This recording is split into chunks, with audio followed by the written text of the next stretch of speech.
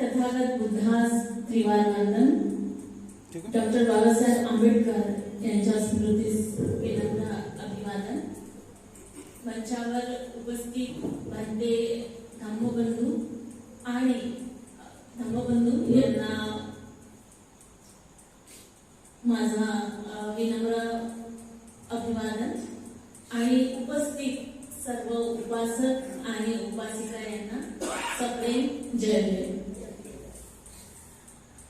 मागच्या आठवड्यामध्ये आपण भगवान बुद्धांचा प्रवास पाहिलेला होता. सम्यक संबोधी प्राप्तीपासून त्यांचा आपण प्रवास पाहिलेला होता आणि नंतर आपण पाहिलं की त्यांच्या मनामध्ये कशा प्रकारचं मानसिक द्वंद्व उत्पन्न झालेलं होतं. मग त्यानंतर त्यांनी जे ज्ञान प्राप्त केलेलं होतं याचा प्रथम उपदेश त्यांनी कुणाला करावा या संबंधीचं सुद्धा त्यांच्या मनामध्ये जे प्रश्न उत्पन्न झालेले ते सुद्धा आपण पाहिले आणि शेवटी त्यांनी ठरवलं की त्यांनी जे सम्यक संबोधी त्यांना जे प्राप्त झालेले जे सम्यक ज्ञान त्यांना प्राप्त झालेलं आहे ते तो सर्वप्रथम उपदेश ते पंचवर्गीय भिक्खू यांना करतील इथपर्यंत आपण पाहिलेला होता. आणि आपण बौद्ध पासून प्रारंभित झालेला सारनाथ पर्यंतचा आपण त्यांचा जो प्रवास होता ते मागच्या व्याख्यानमालेमध्ये आपण पाहिलेलं होतं.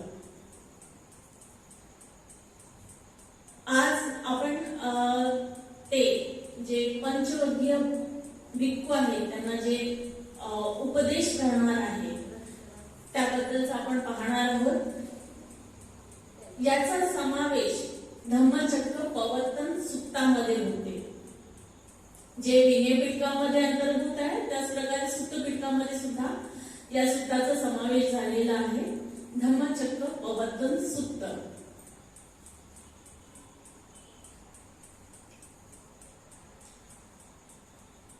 तथागत सम्यक संबुद्ध हे पंचवर्गीय भिक्खू यांना ते आपलं त्यांना जे ज्ञान प्राप्त झालेलं होतं त्याचा ते उपदेश करण्यास प्रारंभ करतात. या पंचवर्गीय भिक्खूंमध्ये कौंडिन्य, वप्प, भद्दीय, महानाम आणि अस्सजीत यांचा समावेश होतो. सर्वप्रथम आपण सिद्धार्थ गौतम यांची आपण पार्श्वभूमी आपण समजून घेऊया की ते ज्या क्षणी ज्ञानाच्या शोधात बाहेर पडलेले होते त्यावेळेस त्यांनी वेगवेगळे जे काही गुरु होते किंवा त्या काळामध्ये जे ज्ञानी विद्वान होते त्यांच्याशी त्यांची भेट झालेली होती. त्यांनी वेगवेगळे तपश्चर्येचे त्यांनी वेगवेगळे प्रकार सुद्धा त्यांनी अवलंबिलेले होते ज्यामध्ये शरीराला कठीण किंवा खूप त्रासदायक असे जे तपश्चर्या जे असते ते सुद्धा ते शिकलेले होते. परंतु तरी सुद्धा त्यांना ज्ञान प्राप्ती झालेली नव्हती. त्याच प्रकारे ज्यावेळेस आपण ब्रह्मचर्य सूत्राचं विश्लेषण ब्रह्मचर्य सूत्राचा समावेश दीघनिकायांमध्ये होतो आणि त्यावेळेस तत्कालीन ज्या 62 मिथ्या दृष्टी होता त्याचा समावेश ह्या दीघनिकायांमध्ये झालेला आहे. म्हणजे एकंदरीत त्यावेळेचा जो समाज होता हा अशा पद्धतीचा होता. त्यावेळेस निर्वाण न मानता मोक्ष ही संकल्पना मानण्यात आलेली होती.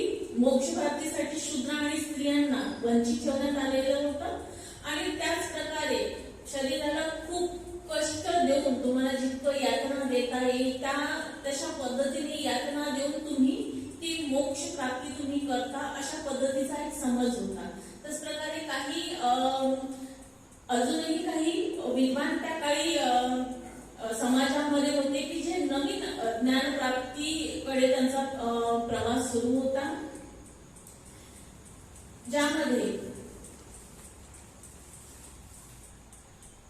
पूर्ण काश्यप, मखली गोसाल, अजित केश कंबली, संजय वेरठीपुत्र, निगंठनाथ पुत्र, पखुद कंचाय अशा काही 6 तीर्थंकरांचा सुद्धा त्यावेळेस समावेश होता. तर त्यांची सुद्धा त्यापैकी काहींची सुद्धा जे तत्वज्ञान होतं की पुण्य कर्म काहीच नाही किंवा कुशल कर्म याचा सुद्धा काही लाभ होत नाही किंवा अकुशल कर्म याचा सुद्धा काही तुम्हाला दोष लागत नाही. त्यामुळे खा प्या मस्त राहा आणि चैनीमध्ये तुम्ही तुमचं आयुष्य जगा. आणि एक वेगळा प्रवाह होता की तुम्ही शरीराला जेवढ्या तुम्हाला यातना देता येईल कष्ट देता येईल तेवढं तुम्ही कष्ट द्या. त्याद्वारे तुम्हाला मोक्ष ही प्राप्ती होईल. सम्यक ज्यावेळेस आपण बोधिसत्व सिद्धार्थ यांचा प्रवास पाहतो की त्यांनी सुद्धा शरीराला 6 वर्ष कितीतरी त्यांनी यातना दिलेल्या होत्या, तरी सुद्धा त्यांना सम्यक संबोधी प्राप्त झालेली नव्हती. म्हणजे त्यावेळेसचा जो समाजामध्ये म्हणजे जो समाज होता त्या समाजामध्ये जी विचार प्रवृत्ती होती की ही कशा पद्धतीची ही विचार प्रवृत्ती आहे की एक तुम्ही खा प्या मौज करा किंवा दुसरी तुम्ही शरीराला अत्यंतिक यातना द्या, अशा पद्धतीची ही विचारसरणी होती. त्यामध्ये त्यांनी एक नवीन ज्ञान त्यांनी शोधून काढलेला होता. म्हणून जेव्हा ते पंचमग्गी भिक्खू यांना जेव्हा ते उपदेश देण्यास जेव्हा ते प्रारंभ करतात तेव्हा ते म्हणतात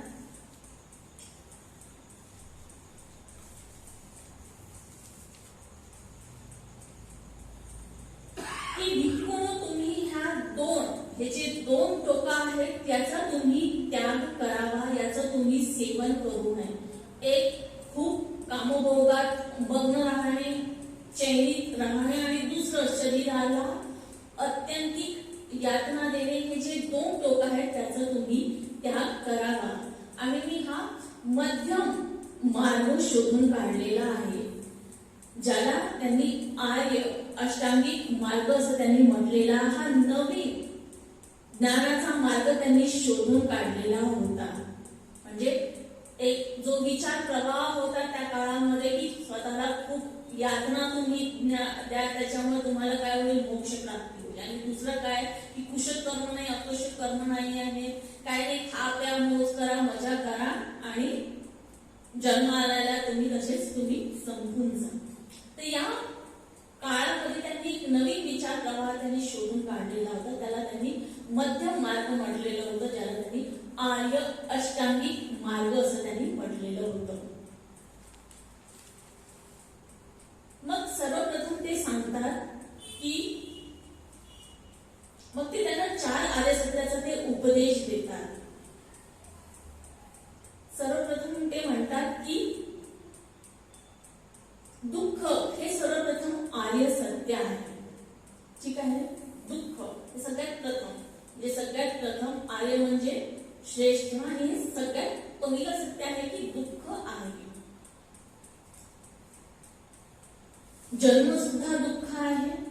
आपण जन्मतो, जन्मल्यानंतरच लेकरू सगळ्यात प्रथम रडायला लागते. मग आपल्या त्या जन्मापासूनच आपल्या काय होतात, दुःखाला आपलं सुरुवात होते. जन्म सुद्धा दुःख आहे.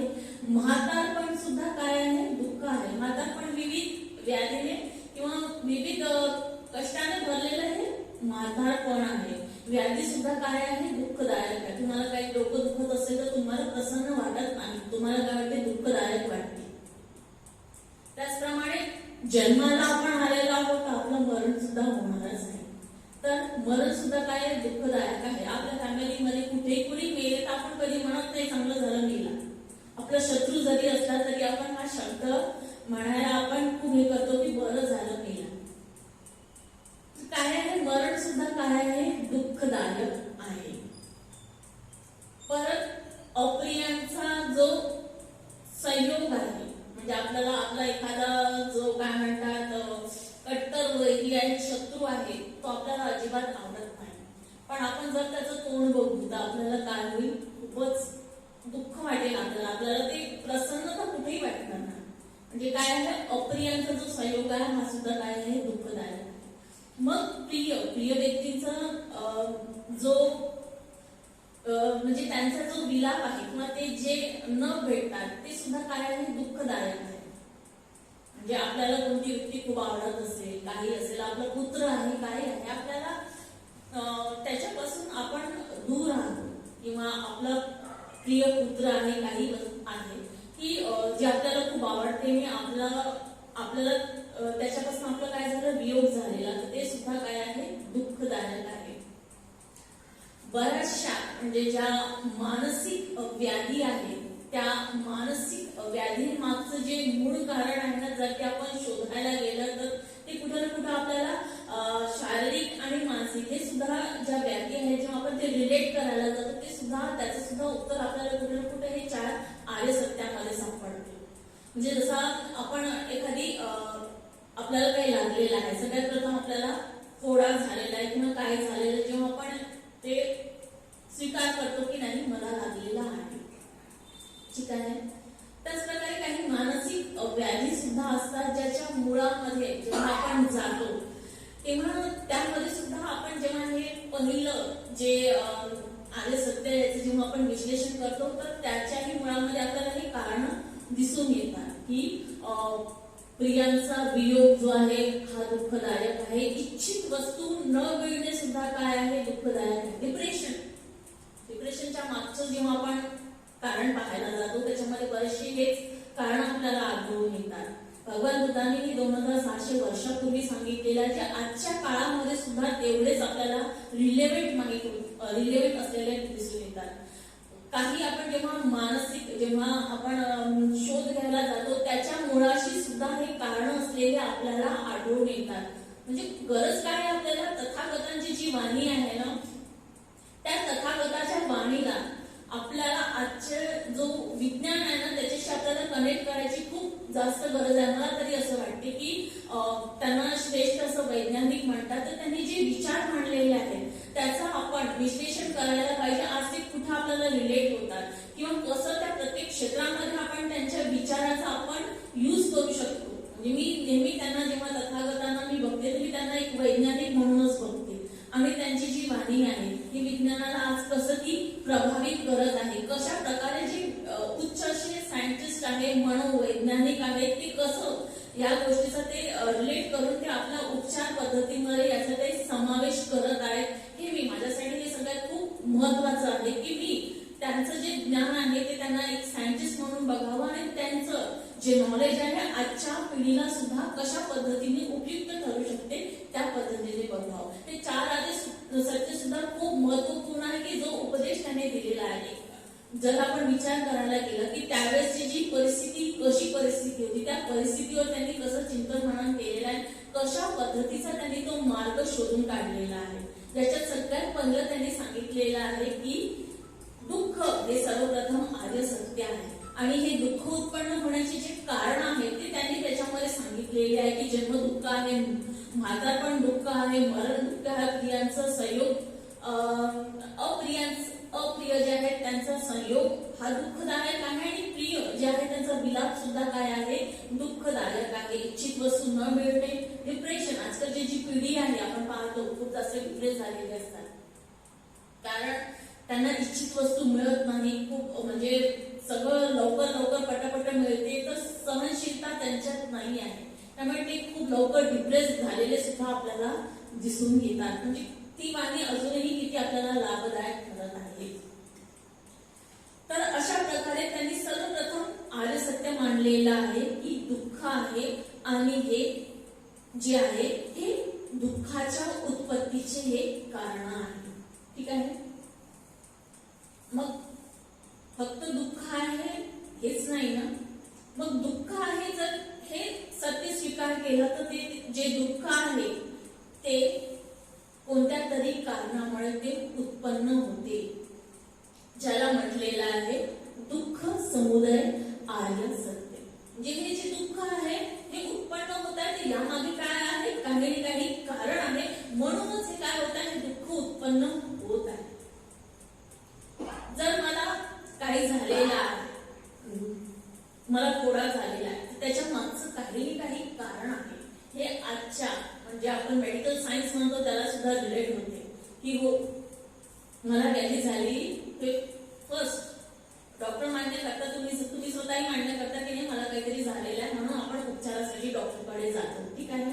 हे सत्य आपण स्वीकार करतो की मला काहीतरी झालेलं आहे, मग त्याच्या उपचारासाठी जातो आपण डॉक्टरकडे. ठीक आहे. जेव्हा आपण जातो म्हणजे ठीक आहे मला व्याधी झालेली आहे, सत्य आपण स्वीकार केलं, मग आपण डॉक्टरकडे जातो, मग त्याच्या उत्पत्तीच्या मागे काही तर कारण असेल. जर मला ताप आला असेल तर काही तर कारण असेल. म्हणजे दुःख उत्पन्न झालेलं आहे तर ते दुःख उत्पन्न होण्याच्या मागे सुद्धा काही कारण आहे. याला म्हणतात दुःख समुदय आर्य सत्य. मी आजचं हे जे आहे मेडिकल सायन्सशी रिलेटेड करून सांगण्याचा खूप जास्त प्रयत्न करत आहे. म्हणजे कसं आहे की ते त्यांनी जे मांडलेलं आहे आजच्या काळामध्ये किती रिलेव्हंट आहे. हे मी तुम्हाला पटवून देण्याचा हा माझा प्रयत्न आहे. मूळ त्यांचीच वाणी आहे, फक्त मी जे उदाहरण देत आहे ते थोडंसं वेगळ्या पद्धतीने देत आहे. तर हे जे दुःख आहे याच्या उत्पत्तीचं जे कारण आहे ही जी तृष्णा आहे. आज मला काहीतरी हवं आहे, मला ते मिळालं, ठीक आहे, म्हणजे मला तृष्णा उत्पन्न झाली की मला नवीन बॅग हवी आहे, माझी ती तृष्णा पूर्ण झाली. मग मला दुसरी नवीन तृष्णा उत्पन्न होईल की मला हे पाहिजे, ते संपलं तर मला दुसरं उत्पन्न होईल की नाही, मला घर पाहिजे, मला बंगलो पाहिजे, मला हे पाहिजे. म्हणजे कशी ती इच्छा कशी आहे उत्पन्न होणारी होणारी होणारी आहे. म्हणजे दुःखाच्या मागचे कारण काय आहे, ही तृष्णा आहे. त्या तृष्णेचं त्यांनी 3 प्रकार सांगितलेले आहे, कामतृष्णा, भवतृष्णा आणि विभव तृष्णा. तर सगळ्यात पहिलं आर्य सत्य की दुःख आहे. मग दुसरं आर्य सत्य काय आहे, तर ते दुःख कारणाने उत्पन्न झालेलं आहे. दुःख समुदय म्हणजे त्या दुःखाला उत्पत्तीच्या मागे काहीतरी कारण आहे. आणि ते कशामुळे उत्पन्न होते, तर तृष्णेमुळे ते उत्पन्न होते. ठीक आहे. फक्त दुःख आहे, दुःखाला कारण आहे, हा एवढाच भाग नाहीये ना. सम्यक संबुद्ध गौतम बुद्ध यांनी या पलीकडे सुद्धा शोधून काढलेला आहे. जे महान वैज्ञानिक होते त्यांनी त्याच्याही पलीकडे त्यांनी शोधून काढलेला आहे की जर दुःख आहे, दुःखाच्या उत्पत्तीचं कारण आहे, पण असंच नाही की ते दुःख दुःख दुःखच असेल. आयुष्य आहे म्हणून आपण काय जन्माला आलो, हे दुःख आहे म्हणून काय आयुष्यभर आपण दुःखच भोगत आहोत असंही नाही. त्या दुःखाचा सुद्धा कुठेतरी नाश होते. प्रथम सत्य स्वीकार करायचं की दुःख आहे. दुसरं, जर हे दुःख आहे तर हे दुःख कोणत्या तरी कारणाद्वारे हे उत्पन्न झालेलं आहे, याला म्हटलेलं आहे दुःख समुदय आर्य सत्य. पण असंच नाही की तथागत गौतम बुद्ध हे निराशावादी आहेत, हे अजिबात नाही. त्यांनी दुःख शोधून काढलेलं आहे, त्या मागच्या दुःखाच्या उत्पत्तीचं कारण सुद्धा त्यांनी शोधून काढलेलं आहे. ठीक आहे. मग जर दुःख आहे, दुःखाच्या उत्पत्तीचं कारण आहे, तर मग हे जे दुःख आहे हे नाश सुद्धा पावते. ठीक आहे. त्याला म्हटलेलं आहे दुःख निरोध आर्य सत्य. निरोध म्हणजे नाश. म्हणजे हे जे दुःख आहे उत्पन्न कशामुळे होते, तर हे तृष्णेमुळे होते. तृष्णेचा नाश केला तर काय होते, हा जे दुःख आहे ज्याला कारणीभूत तृष्णा आहे, जर त्याचा नाश केला तर हे काय होते, दुःख सुद्धा हे नष्ट होते. जसं सांगितलं, मला व्याधी उत्पन्न झालेली आहे, मी सत्य स्वीकार केलेला आहे, मग मी डॉक्टरकडे गेलेली आहे, त्या मागचं कारण शोधून काढलेलं आहे. दुसरं तिसरं, आता मी डॉक्टरकडे गेलेली आहे तर आता काय होणार आहे, त्याचा उपचार होणार आहे. म्हणजे मला त्या मागद्वारे जे दुःख उत्पन्न होणार आहे ते काय होणार आहे, आता ते नाश होणार आहे. ठीक आहे. काही प्रिय व्यक्तींच्या काय म्हणतात विलापामुळे जर मला दुःख होत असेल, मी स्वीकार केला आहे की मला दुःख आहे, मग माझ्या दुःखाचं कारण काय आहे की कोणती तरी प्रिय व्यक्ती आहे की ज्याच्यामुळे जीवना मिळत नाही आहे आणि ज्यामुळे मला काय होत आहे, त्रास होत आहे. हे जर मी स्वीकार केलं की याद्वारे मला दुःख होत आहे, किंवा कोणीतरी माझं दुश्मन आहे, मला दुःख होत आहे, माझ्या मागच्या खूपच म्हणजे ती व्यक्ती माझ्या खूप मागे लागलेली आहे, मला खूप त्रास देत आहे, त्याच्यामुळे मला दुःख होत आहे, मग त्याच्या मागचं कारण काय, ती व्यक्ती आहे.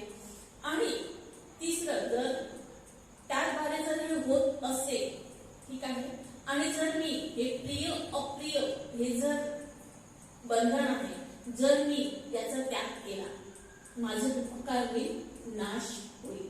हे वेगवेगळ्या पद्धतीने सुद्धा सांगता येते. आज माझं जितकं प्रिपरेशन झालं तेवढं मी सांगत आहे, पण खूप खूप डिटेल अशी ही व्याख्या आहे. खूप म्हणजे तुम्ही जितकं डीपली जाल वेगवेगळ्या क्षेत्राशी तुम्ही त्याला संबंधित करू शकता. जसं मी थोडं मेडिकल सायन्सशी सुद्धा मी एक त्याच्यावर पेपर लिहिलेला होता, म्हणून थोडंसं मी ते मेडिकल सायन्सवर सुद्धा आलेली आहे की मेडिकल सायन्सवर सुद्धा बुद्धिझमच्या किंवा बुद्धिस्ट फिलॉसॉफीचा कशा प्रकारे प्रभाव पडतो, जे आज सुद्धा आपण तितकंच आपल्याला लाभदायक ठरते. दुःख आहे मान्य केलेलं आहे, दुःख कारणामुळे उत्पन्न होत आहे मान्य केलेलं आहे. मग तिसरं, दुःख आहे, कारणामुळे उत्पन्न होत आहे, त्या कारणाला जर मी नाश करणार तर माझं दुःख काय होईल, हे नष्ट होईल. याला म्हटलेलं आहे दुःख निरोध आर्य सत्य. ठीक आहे. मग चौथा मार्ग म्हटलेला आहे दुःख निरोध गामिनी पटिपदा. ठीक आहे. मला व्याधी झालेली आहे, मी मान्य केलेला आहे, त्याच्या उपचारासाठी मी डॉक्टरकडे गेलेली आहे, कारणामुळे ती उत्पन्न झालेली आहे, कोणत्या तरी कारणामुळे आता मी गेलेली आहे, त्यात माझं काय होणार आहे, म्हणजे माझी व्याधी ती नष्ट होणार आहे आणि मला काय मिळणार आहे, आराम मिळणार आहे. पण ते कसं होणार आहे, डॉक्टर माझ्यावर काय करणार आहे, उपचार करणार आहे.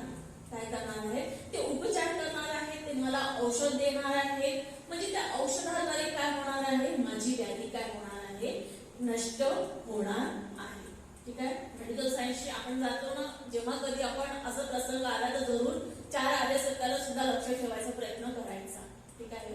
की अशा पद्धतीने मला ताप आलेला आहे, मी कारण ठीक आहे मी स्वीकार केलेला आहे, मग मी डॉक्टरकडे गेलेली आहे, कारणामुळे मला काहीतरी ताप आलेला आहे, मग मला ताप आलेला आहे, माझा ताप बरा सुद्धा होऊ शकतो. मग तो बरा कसा होईल, तर मी जेव्हा ते औषध घेईल, जेव्हा मी ते औषध घेईल, औषध उपचार करेल. अशाच प्रकारे वेगवेगळ्या पद्धतीचा आहे की ज्यावेळेस आपण ते औषध उपचार जी प्रक्रिया आहे तिला जेव्हा आपण प्रारंभ करतो तेव्हा आपण दुःख नाशाकडून आपण काय करतो, सुखाकडे आपण जातो. याला म्हटलेलं आहे दुःख निरोध गामिनी पटिपदा आर्य सत्य. पटिपदा म्हणजे मार्ग, औषध जे घेतात किंवा औषध उपचार जे आपलं राहणार आहे ते काय राहणार आहे, आपलं ऑलरेडी त्या मार्गाकडे आपलं काय मार्गक्रमण होणार आहे. त्याला म्हटलेलं आहे दुःख निरोध गामिनी पटिपदा आर्य सत्य. हा जो मार्ग आहे हा 8 अंगांनी युक्त आहे. मी हा आजच्या मेडिकल सायन्सशी रिलेट करून सांगण्याचा प्रयत्न करत आहे. पण हा जो मार्ग आहे हा काय आहे, 8 अंगांनी युक्त आहे, ज्याला भगवान बुद्धांनी सुरुवातीला म्हटलेलं आहे मी मध्यम मार्ग शोधून काढलेला आहे, ज्याला आर्य अष्टांगिक मार्ग असं म्हटलेलं आहे. म्हणजे 8 अंगांनी युक्त आहे, श्रेष्ठ अष्टांगिक 8 त्याच्या पायऱ्या आहेत.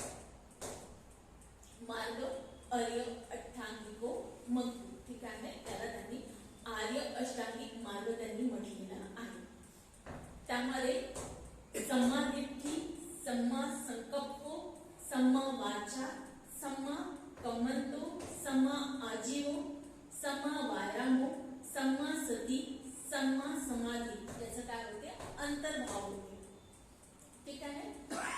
त्याच्यातल्या पहिल्या ज्या 2 कड्या आहेत सम्मा दिट्ठी, सम्मा संकल्प, ह्या प्रज्ञेच्या अंतर्गत त्यांचा समावेश होते. सम्मा दिट्ठी म्हणजे सम्यक दृष्टी, जे जसं आहे त्याला तसंचा तसं तुम्ही बघा. ठीक आहे. ती व्यक्ती माझी वैरी आहे तर माझा पाहण्याचा दृष्टिकोन काय होईल, त्या व्यक्तीला पूर्वग्रह दूषित होईल आणि मी त्या दृष्टीने त्या व्यक्तीला बघणार. ठीक आहे. सम्यक दृष्टीने मी पाहणार नाही, मी त्या दृष्टीनेच पाहणार. ठीक आहे. किंवा खूप आवडती व्यक्ती आहे तर माझा बघण्याचा दृष्टिकोन काय होईल की त्याची अवगुण जरी असेल तरी मी त्याला ते काय करणार, मी झाकून टाकणार आणि मी त्या दृष्टिकोनातून पाहणार. तसं नाही, जे जसं आहे त्याला तशा पद्धतीने बघा. ती व्यक्ती तुमची वैरी जरी असेल तरी त्या व्यक्तीमध्ये बरेचसे सद्गुण असतात. त्यामुळे ते सद्गुण दुर्गुण दोन्ही ती मिळून बनलेली आहे. चांगली जरी आपली व्यक्ती असेल, आपली आवडती व्यक्ती असेल तरी सुद्धा ती सद्गुण आणि दुर्गुण याने ती मिळून बनलेली आहे. त्याच्यामुळे सम्यक दृष्टी जे जसं आहे तसं त्याला बघणं, पूर्वग्रह दूषित मिथ्या दृष्टीयुक्त न बघणं म्हणजे सम्यक दृष्टी म्हटल्या गेलेली आहे. मग सम्मा संकल्प म्हणजे सम्यक संकल्प. ठीक आहे. संकल्प म्हणजे चिंतन मनन विचार. ठीक आहे. पण हा चिंतन मनन विचार कसा असला पाहिजे, सम्यक असला पाहिजे, चांगला असला पाहिजे. माझा संकल्प असेल की मी एखाद्याचं जे घर आहे ते मी उद्ध्वस्त करून टाकेन किंवा कोणाला मी उद्ध्वस्त करून टाकेन, हा माझा संकल्प आहे. हा माझा संकल्प सम्यक नाही आहे, हा माझा मिथ्या संकल्प आहे. तुमचा संकल्प कसा असला पाहिजे, हा सम्यक असला पाहिजे. बोधिसत्व सिद्धार्थ यांचा सम्यक संकल्प काय होता, त्यांना तथागत बुद्धवाच व त्यांना सम्यक संबोधी त्यांनी प्राप्त केलेली होती. ठीक आहे, हा त्यांचा सम्यक संकल्प होता. त्यांनी त्यांच्या ज्ञानाद्वारे कितीतरी लोकांना सांसारिक चक्रातून त्यांनी बाहेर काढलेलं आहे. आजतागायत ते सुरू आहे. ते काय त्यांचा सम्यक संकल्प होता. हे जे दोन अंग आहे हे प्रज्ञेच्या अंतर्गत यांचा समावेश होतो. सम्मार बुद्धी आणि सम्मा संकल्प. तिसरं चौथं आणि जे पाचवं आहे ते शील म्हणजे सदाचार आचरणामध्ये त्याचा समावेश होतो. त्याच्यातला आहे सम्यक वाचा. सम्यक वाचा, खोटे बोलू नये.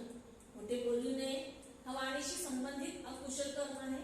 त्याच प्रकारे व्यर्थची बडबड आपण करू नये. जेवढं पाहिजे तेवढंच बोलायचं.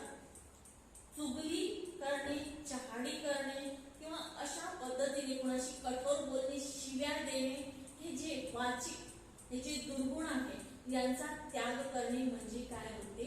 सम्यक वाचा. ठीक आहे, मी सत्य बोलत आहे पण मला सत्य पण अशा पद्धतीने बोललं पाहिजे की ते कठोर असू नये. म्हणजे माझी वाणी कशी असावी? मृदू असावी. याला म्हटलेलं आहे सम्यक वाचा. म्हणजे जे वाचिक दुष्कर्म आहे त्याचा त्याग काय होतो? ह्या सम्यक वाचेमध्ये होतो. चौथा आहे सम्यक सम्मा कम्मंतो, अर्थात सम्यक कर्म. कर्म माझे कसे असले पाहिजे? कुशल असले पाहिजे. शारीरिक, वाचिक, मानसिक म्हणजे सगळे कर्म कसे असले पाहिजे? कुशल असले पाहिजे. माझ्या कर्माद्वारे दुसऱ्याला त्रास होता कामा नये. प्राण्यांची मी हिंसा करू नये. मी तशा पद्धतीचे मानसिक विचार सुद्धा करू नये. मी वाणीद्वारे तसं बोलू नये किंवा मी शरीराद्वारे तसं करू नये. चोरी, मी मनामध्ये चोरी करण्याचा विचार करू नये. मी तसं माझ्या ओठावर आणू सुद्धा नये किंवा मी तशा पद्धतीने शारीरिक कर्म सुद्धा मी करू नये किंवा मी दुसऱ्यांना याकडे प्रवृत्त सुद्धा करू नये. मी स्वतः पण चोरी नाही केली पाहिजे आणि मी दुसऱ्यांना सुद्धा चोरी करण्यास प्रवृत्त केला नाही पाहिजे. म्हणजे असं नाही झालं मी तर चोरी करत नाही पण मी दुसऱ्याला चोरी करण्यास प्रवृत्त करत आहे, हे सुद्धा काय आहे? अकुशल कर्म आहे. मानसिक, वाचिक, शारीरिक. ठीक आहे, स्वतःही करू नये आणि दुसऱ्यालाही करण्यास आपण प्रवृत्त करू नये. व्यभिचार, मी स्वतः सुद्धा व्यभिचार करण्याचा विचार माझ्या मनात असू नये. तशा पद्धतीचे विचार मी बोलून दाखवू नये किंवा प्रत्यक्ष मी शरीराद्वारे सुद्धा अशी कुठलीही कुकर्म मी करू नये. हे झालं माझे कार्य. त्याच प्रकारे मी दुसरं कोणी आहे त्याला सुद्धा अशा प्रकारची कुठलीही कुकर्म करण्यास मी प्रवृत्त करू नये.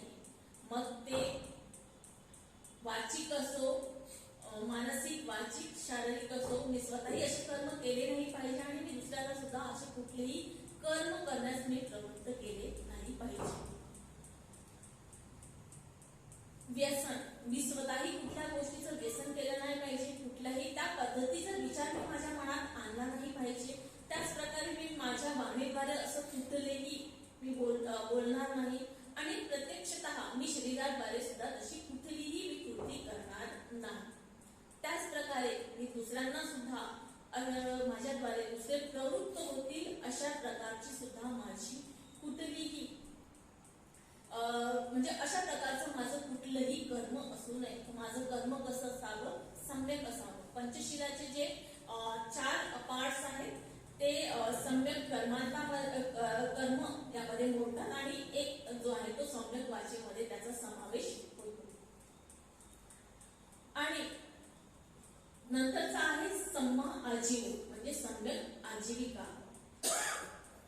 मी गृहस्थ आहे, मान्य करते. मला माझ्या उपजीविकेसाठी, मला माझं भरण पोषण करण्यासाठी मला कमवणं हे काय आहे? भाग आहे. मला अर्जन करणं काय आहे?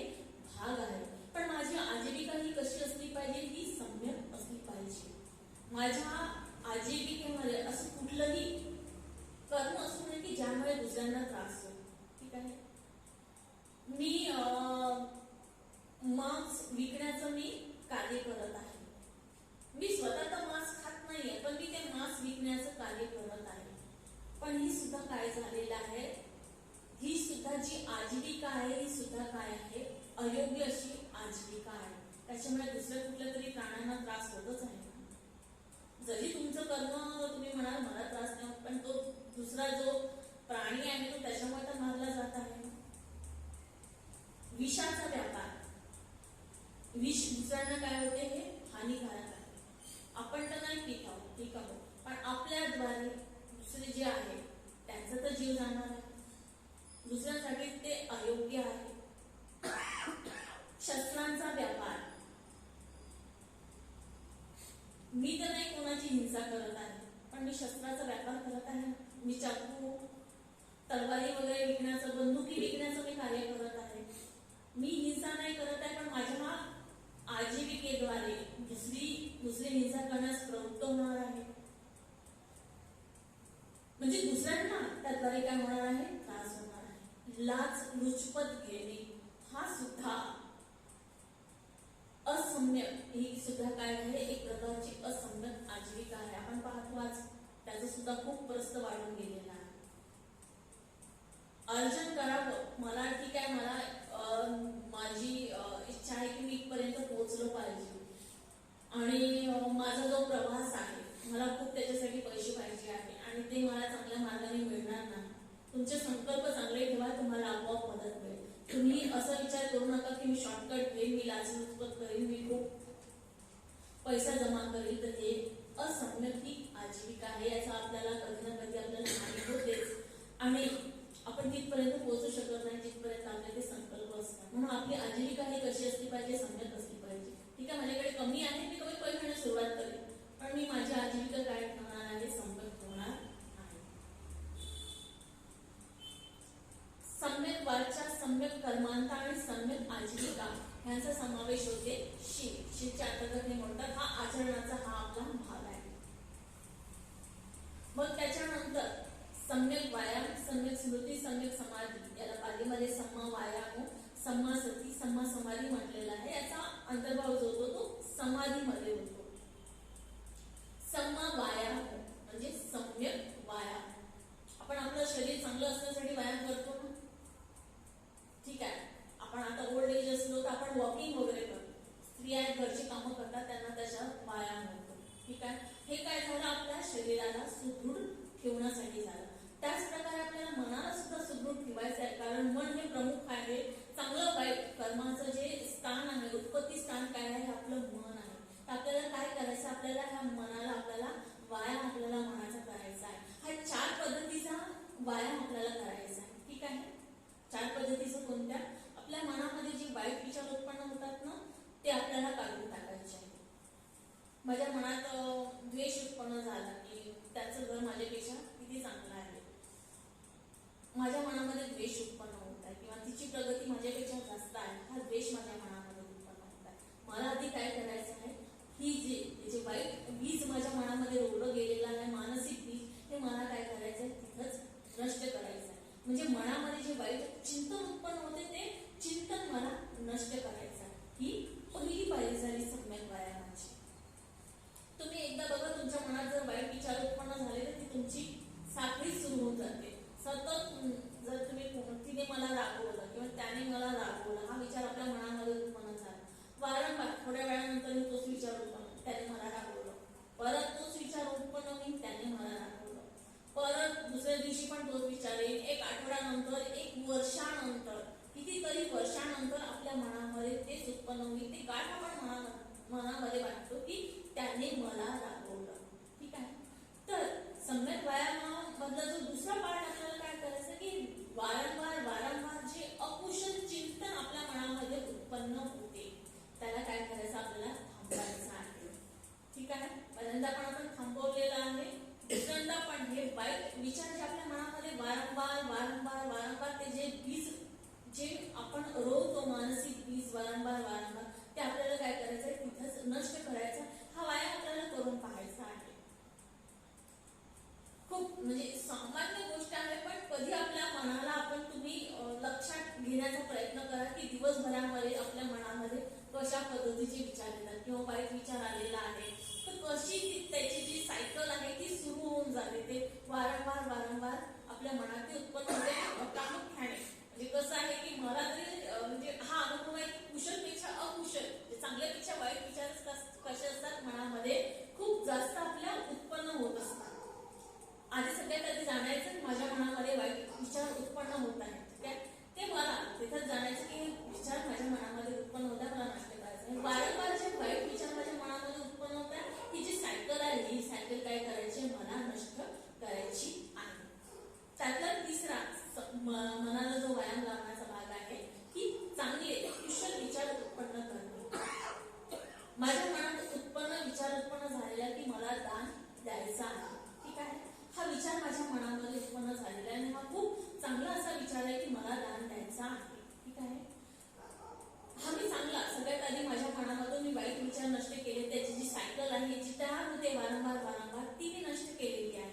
मग त्याच्यानंतर मी काय मनामध्ये विचार उत्पन्न केलेला आहे की मला चांगला विचार माझ्या मनात उत्पन्न झालेला, मला दान द्यायचं आहे, मला कोणाची सेवा करायची आहे, मला अनाथ आश्रमाला भेट द्यायचं आहे, किंवा मला आज हे मी कोणत्या तरी कुणाचा तरी मी उपदेश ऐकणार आहे. हा चांगला विचार माझ्या मनामध्ये काय झालेला उत्पन्न झालेला आहे. ठीक आहे.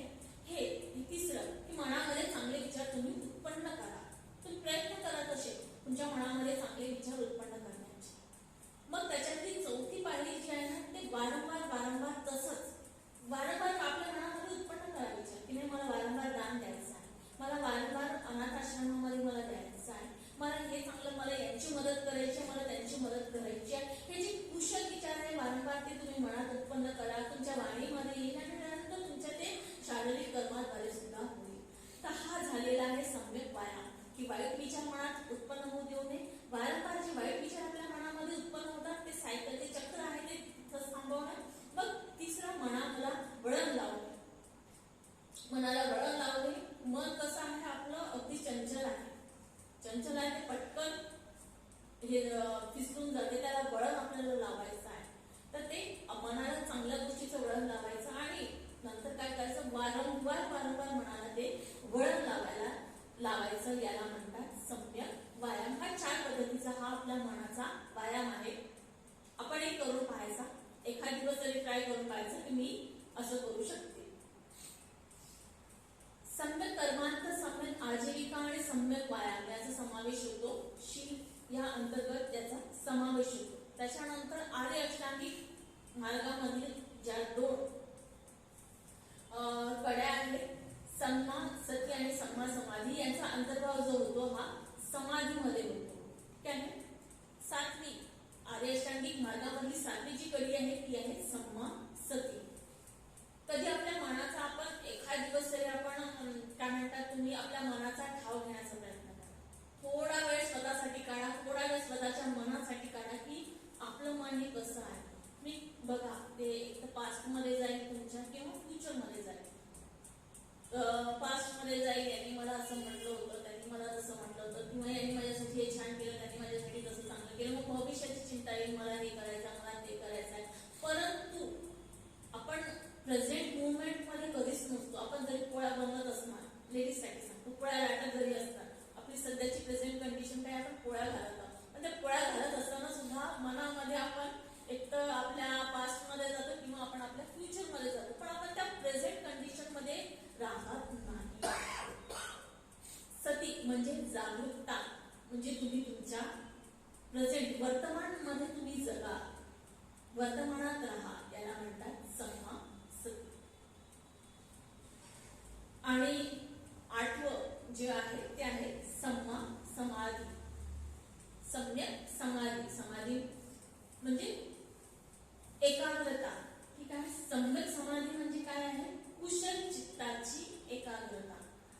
काही ठिकाणी काय म्हणतात एक उदाहरण सुद्धा दिलं जाते, बगड्याचं उदाहरण दिलं जाते की तो खूप कॉन्सन्ट्रेट असतो. म्हणजे तो सरोवरात जेव्हा असतो तेव्हा तो खूप कॉन्सन्ट्रेट असतो. किंवा कावळ्याच्या बाबतीत सांगितलं जाते की त्याची एकाग्रता खूप कॉन्सन्ट्रेट असते की त्याला ते काहीतरी म्हणजे बगड्याचं सुद्धा दिलं जाते की ते मासे जे आहेत त्यावर तो खूप कॉन्सन्ट्रेट असतो, एकाग्र असतो. याला सम्यक समाधी म्हटलं जात नाही. सम्यक समाधी काय असते तुमची कुशल चित्ताची जी एकाग्रता आहे त्याला म्हटलं जाते सम्यक समाधी. तर असा 8 अंगांनी युक्त मार्ग भगवान बुद्धांनी सांगितलेलं होतं. सर्वप्रथम त्यांनी दुःख सांगितलेलं होतं आणि त्यानंतर त्यांनी दुःख नाशाकडे जाणारा मार्ग त्यांनी सांगितलेला होता. आणि हा नवीन आणि हा दुःख नाशाकडे जाणारा जो मार्ग आहे हा 8 अंगांनी युक्त असा हा मार्ग आहे, ज्याची कुठं अंधश्रद्धा नाही आहे किंवा कुठंच म्हणजे मिथ्या अशा काही तत्वज्ञान किंवा ज्ञान असं त्याच्यात नव्हतं. हा एक नवीन विचार प्रवाह होता जे त्यांनी तत्कालीन जो समाज होता त्यामध्ये त्यांनी नवीन ज्ञान त्यांनी त्यावेळेस मांडलेलं होतं. आणि सर्वप्रथम त्या ज्ञानाला जो समजू शके, जे समजणार आहे अशांना त्यांनी पंचवग्गी भिक्खूंना त्यांनी हे 4 आर्य सत्य हा मार्ग किंवा हा जो नवीन ज्ञान आहे तो त्यांनी त्यांना दिलेला होता. आणि हे जेव्हा ज्ञान त्यांनी त्या पंचवर्गीय भिक्खूंना जेव्हा त्यांनी हे ज्ञान दिलेलं होतं, याच्यापेक्षा डिटेल्स त्यांनी सांगितलेलं असेल. मला जेवढं साधा आणि सोप्या शब्दात सांगता येते तेवढं मी सांगत आहे. आणि जेव्हा त्यांनी हे ज्ञान त्यांनी त्या पंचवर्गीय भिक्खूंना तेव्हा दिलं, त्यावेळेस जे कौंडिन्य होते, त्यातले सर्वप्रथम जे कौंडिन्य होते, मग त्यांना धम्मचक्षु उत्पन्न त्यांना झालं, त्यांना ज्ञान उत्पन्न झालं की जे काही उत्पन्न होते ते सर्व काय होते, नाश होते. खरंच आहे ना, आपणही उत्पन्न झालेला आपण सुद्धा नाश पावणारच आहोत. खरं काही आपण काही नवीन वस्तू जरी आपण आणली, आज आपण घेतलेला आहे, उद्या त्याचा नाश होणारच आहे. म्हणजे जे काही सृष्टी सुद्धा म्हणतात उत्पन्न झालेले हे नाश होणारच आहे. सुख आहे, सुख सुद्धा उत्पन्न झालेलं आहे, ते नाश होणार आहे. दुःख सुद्धा उत्पन्न झालेलं आहे, दुःख सुद्धा नाश होणार आहे. म्हणजे जे काही उत्पन्न होते ते सर्व नाश पावते. हे ज्ञान कौंडिन्य यांना सर्वप्रथम प्राप्त झालेलं होतं आणि सर्वप्रथम त्यांना ते ज्ञान प्राप्त झालेलं होतं, म्हणून त्यांचं जे नाव झालेलं होतं ते अज्ञात कौंडिन्य असं त्यांना ते नाव मग प्राप्त झालेलं होतं. आणि त्यांनी मग सर्वप्रथम भगवान बुद्धाकडे त्यांनी प्रवचन आणि उपसंपदेची त्यांनी याचना केलेली होती आणि भगवंतांनी ती स्वीकार केलेली होती. त्याच प्रकारे त्यांनी अनुक्रमे ते उपदेश देत असताना त्यानंतर वप्प आणि भर्तीय यांना सुद्धा जे काही उत्पन्न होते ते नाश होते असं त्यांना ज्ञान प्राप्त झालेलं होतं. त्यांनी सुद्धा त्यानंतर भगवान बुद्धाकडे प्रवचन आणि उपसंपदेची त्यांनी याचना केलेली होती आणि त्यानंतर भगवान बुद्धांनी त्यांना प्रवचन आणि उपसंपदा त्यांना दिलेली होती. तो त्यावेळेस जी प्रोसेस होती ती संघनिर्मितीची ही प्रारंभिक झालेली होती. भगवंतांनी त्यावेळेस हा एकच शब्द म्हटलेला होता की या भिक्खूंनो आणि जन्म किंवा मरणापर्यंत आजन्म तुम्ही श्रेष्ठ असं ब्रह्मचर्याचं तुम्ही पालन करा. तीच त्यांची प्रवचन आणि तीच त्यांची उपसंपदा ठरलेली होती. म्हणजे आता संघ हे निर्माण होत होतं, त्याचं फॉर्मेशन होत होतं, त्याचं संघटन होत होतं. त्यामुळे ही प्रारंभीची हीच पद्धत होती. या भिक्खूंनो आणि श्रेष्ठ असा ह्या ज्ञानाचं तुम्ही शेवटपर्यंत तुम्ही त्याचा अवलंब करा. आणि त्यानंतर महाना आणि असजित यांना हे जे काय उत्पन्न होते ते नाश पावते हे ज्ञान त्यांना प्राप्त झालेलं होतं. आणि अशा प्रकारे हे पंचवर्गीय भिक्खू जे आहेत हे त्यांची प्रवचन उपसंपदा झालेली होती. हे अनंत पदार्थाने प्राप्त झालेले होते. ह्या कथेचा समावेश धम्मचक्र प्रवर्तन सूत्रामध्ये झालेला आहे. आपण आवर्जून वाचावं. मला जेवढं होईल मी तेवढं सामान्य शब्दात सांगण्याचा प्रयत्न केलेला आहे. आणि आज झालं तर निरोप घेण्याच्या पूर्वी